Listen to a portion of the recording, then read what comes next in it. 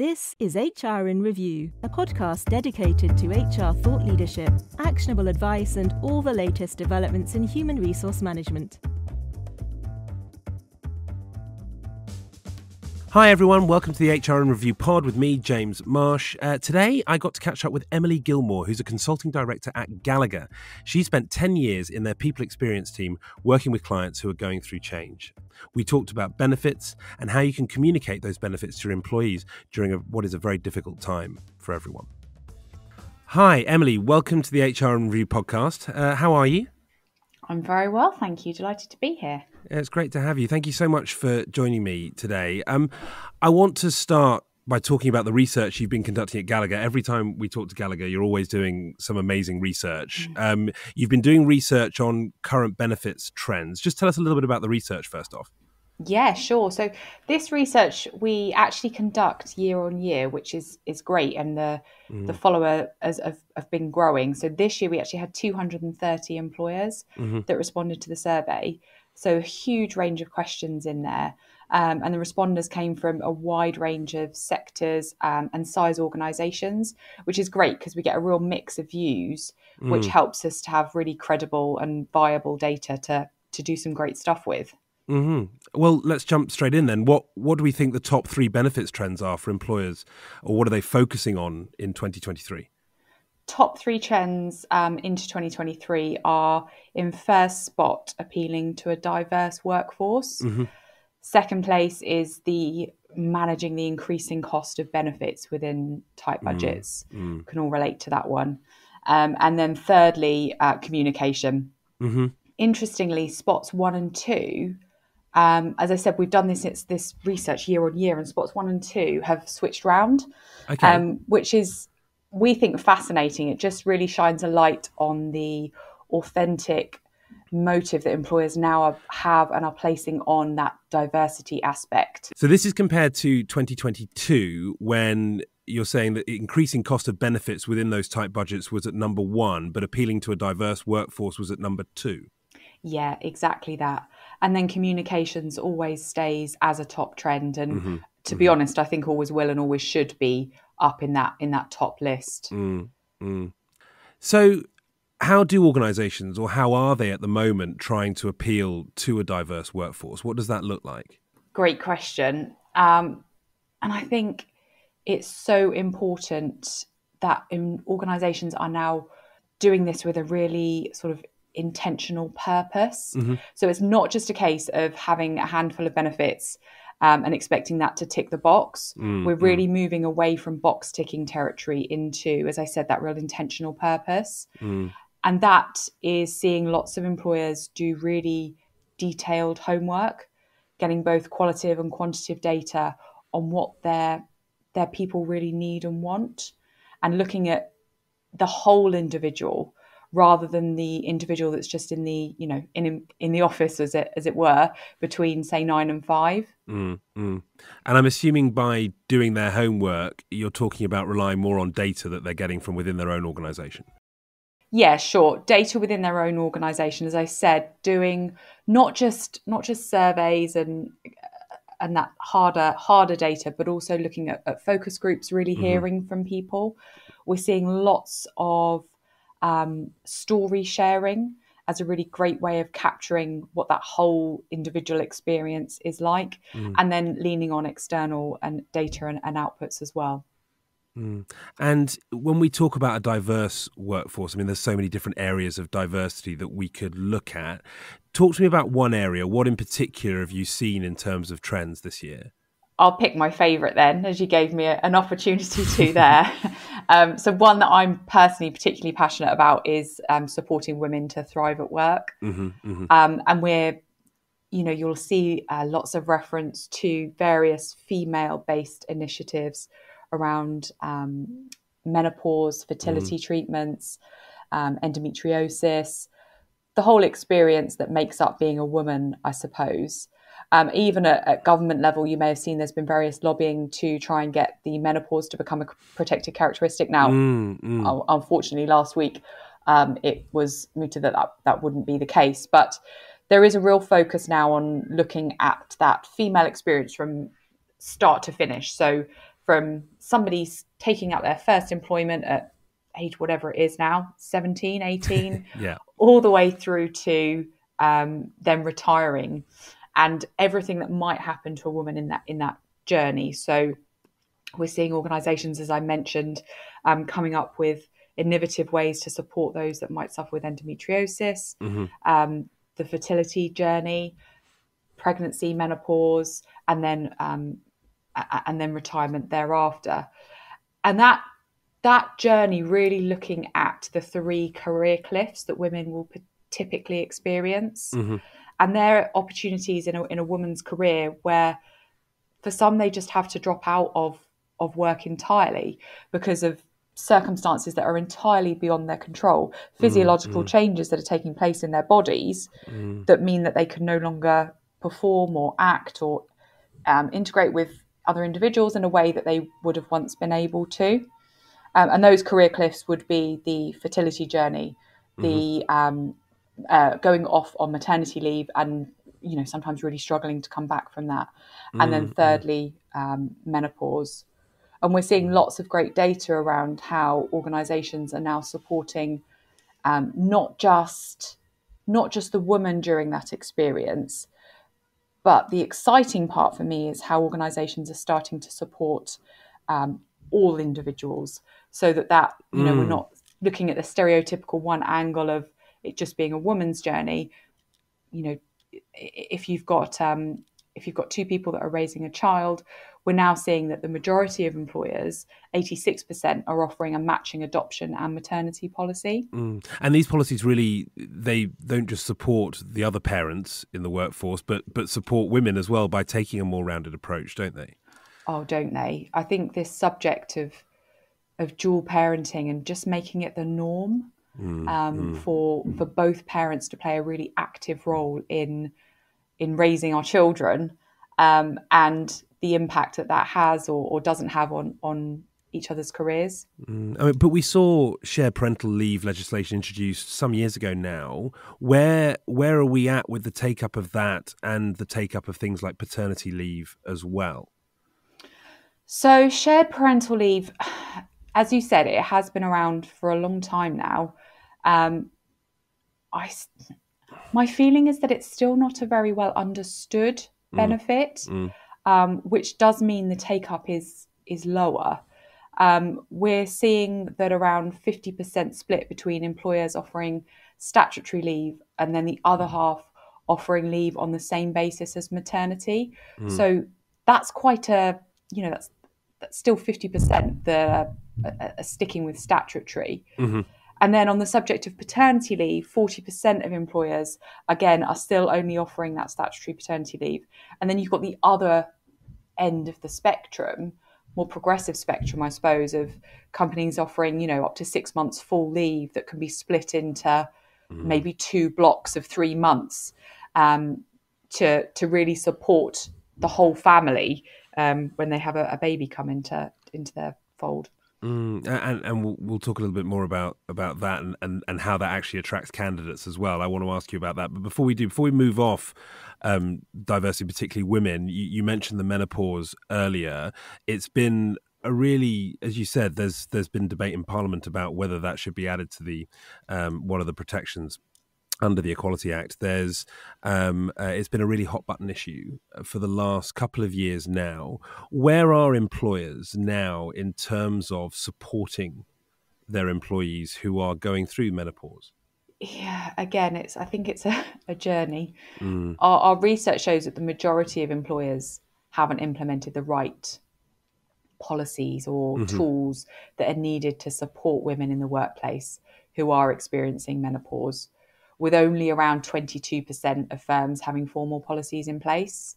Oh, so actually, so you say the majority of employers haven't instituted the right policies. Actually, only 1 in 5 have introduced any formal policies at all at the moment.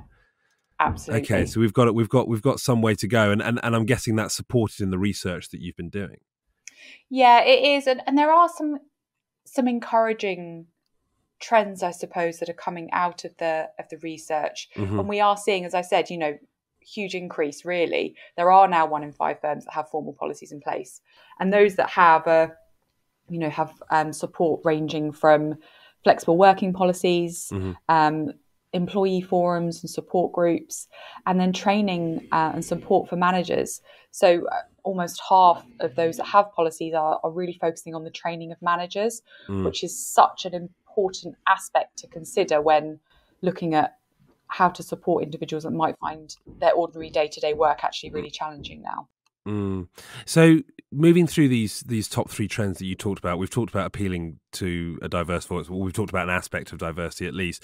I want to move on to talking about the increased cost of offering benefits and tight budgets at the moment, which I guess is linked to the impact of the cost of living challenges we're all facing at the moment. How is the current situation impacting on what employers are doing to support their employees right now? Where are we at? It's interesting because our research shows that a significant number of organisations, as I said, are planning to make changes to their benefits this year, with around 80% of them actually looking to enhance benefits.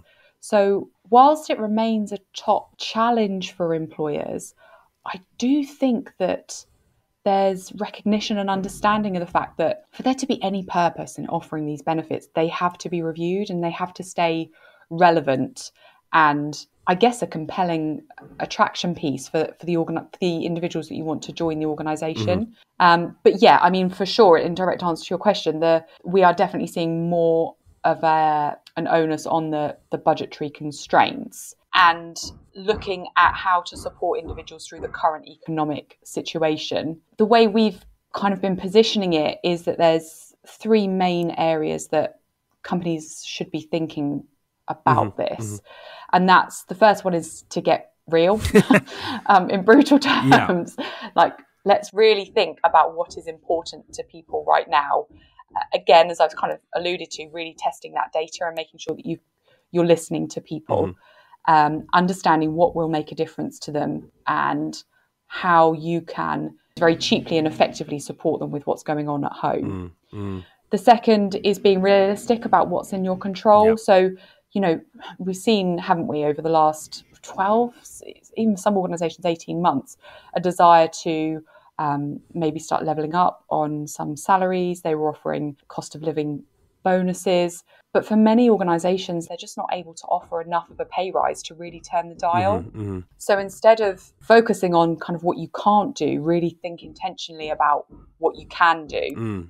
And then once you've done those pieces, kind of got the good read on what's going on, be realistic about what's in your control, all important, make it happen. So quickly switch into action. And that comes from the leadership down. So getting your leadership collectively around the table and agreeing the purpose and the narrative that supports, in this instance, those people through the cost of living crisis. And then, of course, don't forget to communicate it. Well, yeah, of course. But and on that, we talked actually to, I know you know him well, Francis Goss, in September, and he talked about the importance of communication. But he also mentioned that often there's actually, rather than throwing more money at it, there are often benefits already available to your employees that they're just not aware of.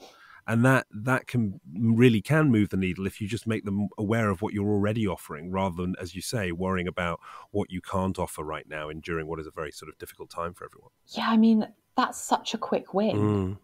It's just being really savvy with making sure that you as an organisation, first and foremost, understand exactly what you've got in all of the policies that you're currently offering. We've seen a real shift in providers to, they're not just now offering, I don't know, a traditional group life assurance policy or a group income protection policy. There's lots of peripheral benefits that are often free to you as the employer and are available to employees. But we as the consumer of those benefits just have, we're completely overwhelmed by choice, really. And a lot of jargon often that comes with those sorts of policies. So as the employer within the HR team, maybe just sitting through and going through every single benefit and all the peripheral benefits that are available and working out which ones and how to communicate those ones to your employees can be, it's free, isn't it?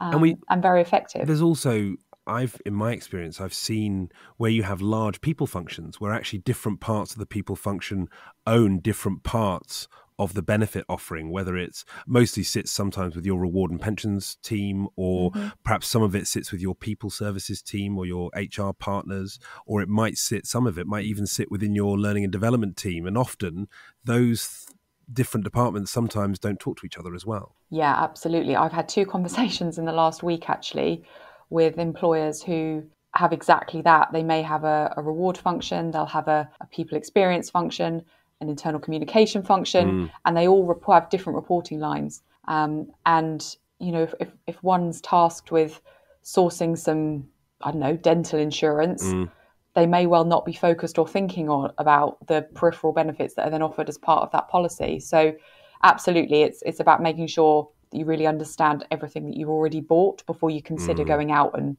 purchasing anything else. And you mentioned the importance of communication, as did Francis when he came on in September to talk to us. We've heard a lot of practitioners over recent months talking about budget constraints that are in their organisations right now. In light of the constraints that they're facing, should organisations, or can organisations afford to be spending budget on big internal communications campaigns right now, especially given how ineffective some of those internal comms plans can be sometimes? It's a tricky one. We do have this conversation with clients. I'd be lying if I said we didn't.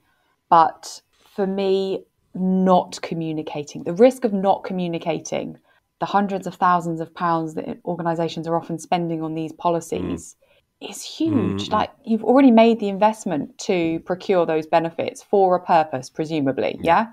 So be that to support well-being, be that to cover off or mitigate a risk. So not communicating it, to me, is kind of a bit of a crime. Yeah, for sure. And our research shows that 73% of those that we surveyed realise the importance of internal communications. But, and kind of come back to your point, 2/3 of those don't have a budget that's agreed. And of those that do have a budget, the most common budget is around £10,000 per annum. So fairly small compared to the size and the scale of the things that they're trying to communicate. And so obviously, the danger is that you, even if you're doing some fantastic things, you keep them a very good secret. But how do you then change that? How do you make sure that your communication gets through? And if you're an employee, what is it you're wanting to hear right now as well? Good question. I think I'll answer them the other way around. So what are you wanting to hear? You're wanting to hear about things that are relevant to you. And the only way that you as an employer can transmit, for want of a better phrase, that communication effectively is to understand your workforce first and foremost.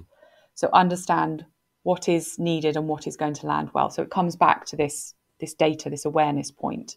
And then we couple that with personalization. And that doesn't have to be necessarily in a high functioning, hyper personalized, very high budget way, but just talking to people as though they're real individuals, experiencing our real day-to-day lives and cost of living and prices going up, and I don't know, maybe there's a particular healthcare issue within your organisation or a particular stress management challenge. Making sure that communication is targeted at real human beings will mean it lands so much better. And having a lens of emotive communication as opposed to just delivering facts. Facts are super important, but very often they don't land as well as something that promotes or evokes an emotional response from the reader or the listener. And I guess some simple takeaways that we have for any kind of communication, whether that's leadership, whether that's training, whether that's whatever it is that communication should be meaningful first and foremost.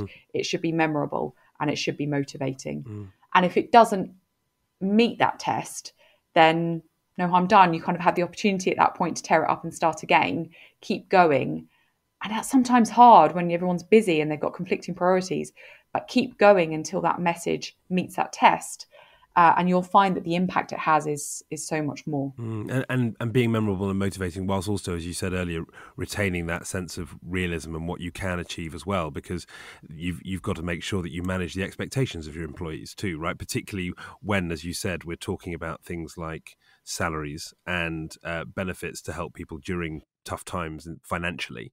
You have to be realistic as well as being memorable and motivating, because actually raising your employees' expectations could have a damaging effect in the medium term as well, couldn't they? Definitely. So like a crude example of that would be a communication that comes out from the leadership team to say, hey, we're doing brilliantly, profits are through the roof, we've just managed to secure a new flashy office in the centre of London, followed up the next week by the HR and the people team to say, there's no pay review this year, or bonuses have been capped at 50%. The two messages are probably both true, but they're in such stark contrast to each other that you get a conflict that really doesn't sit well with people. And that sounds obvious, right? But I'm guessing you've been working with clients in processes of various different stages of change for about 10 years. I'm guessing that's a mistake that gets made more often than you think. It really does. And it's often you alluded to all those different teams and juggling priorities, that they're maybe not joining up on that higher overarching, that's the word I was after, overarching narrative that ties everything together.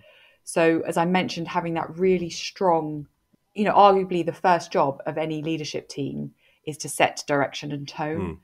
And when you have that overarching tone, story, narrative that everyone feeds into, issuing communications that really speak to people where they're at right now becomes so much easier, rather than, head of commercial talking about new flashy offices versus HR saying there's now no budget on learning and development, for example.